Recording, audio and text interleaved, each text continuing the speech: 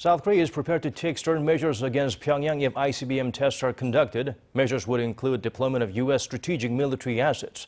The nation's defense ministry concluded the missile North Korea launched last week was not a new type of ICBM. Bae Eun-ji starts us off.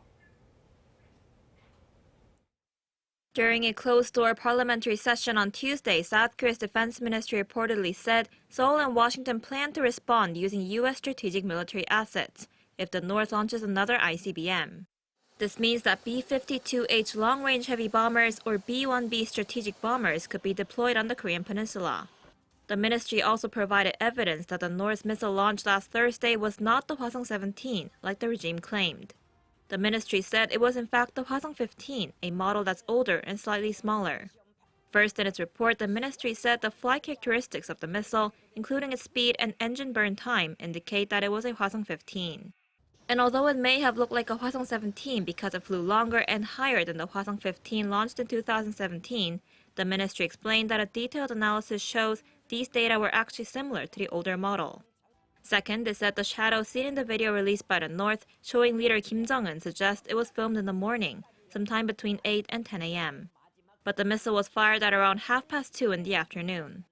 Third, the weather. The Sunan area was very cloudy at the time of the launch on March 24th. But in the video released by the North, the sky is perfectly clear. Fourth, the Hwasong 17 is supposed to have 4 nozzles. This requires a much more complicated technology than the Hwasong 15, which has 2 nozzles. The defense ministry noted that just 8 days earlier, the North had attempted to launch a Hwasong 17 that failed and said it wouldn't have had enough time to find out what went wrong. The defense ministry explained that the North probably disguised the launch to send Project Success to its citizens because it's likely that people in Pyongyang saw the missile a week earlier blow up in the air.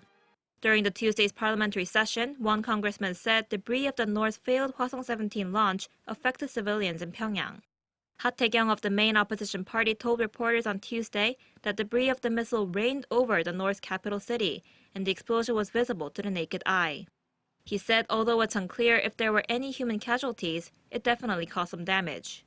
Bae Eun-ji, Arirang News.